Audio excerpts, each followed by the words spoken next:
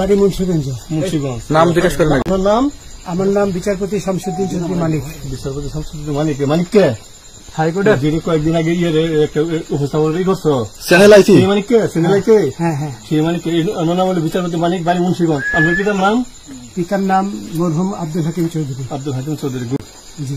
আপনি ইন্ডিয়া পালাইতেছেন কেন বলেন? ভয়ে পালাইতেছি। কার বইয়ে? আর প্রশাসনের ভয়ে। প্রশাসনের বইয়ে? মানিক ভাই, আপনি অনেক রাগ হয়েছেন, আদর করে দেন। না না, সে তো রাজাকারের বাচ্চা। আপনার কোনো অধিকার নেই আমাকে রাজাকারের সন্তান বলার। আমি একটা মুক্তিযোদ্ধা পরিবারের সন্তান। আপনার কোনো অধিকার নেই আমাকে রাজাকারের বাচ্চা বলার। আমি একটা মুক্তিযোদ্ধা পরিবারের সন্তান। আপনি রাজাকারের কথা বলেছেন।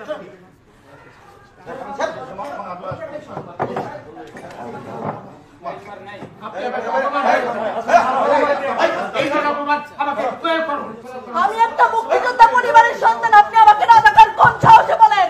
আমি এই আপনার ব্যবহার দেখে আমি বলেছি আমি একটা মুক্তিযোদ্ধা পরিবারের সন্তান।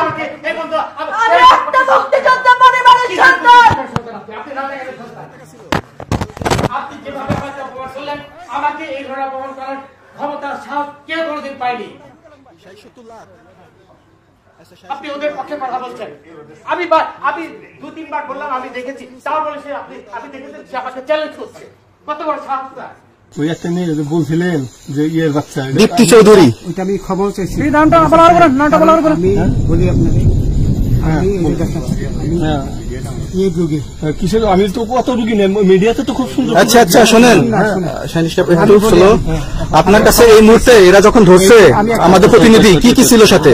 আমার সাথে কি কি ছিল এটা বলেন। আমার সাথে ছিল ব্রিটিশ পাসপোর্ট, বাংলা পাসপোর্ট, টাকা আর কয়টা ই কার্ড, ডেবিট কার্ড আর ই কার্ড। কি বলে?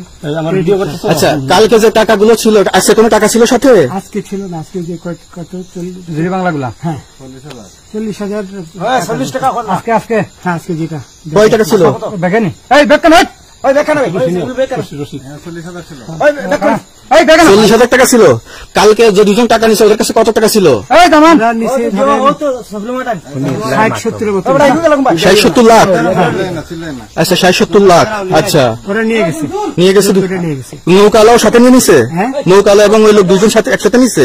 না, ওই দুই ছোকরা নিয়েছে। নৌকালা কেউ আছে?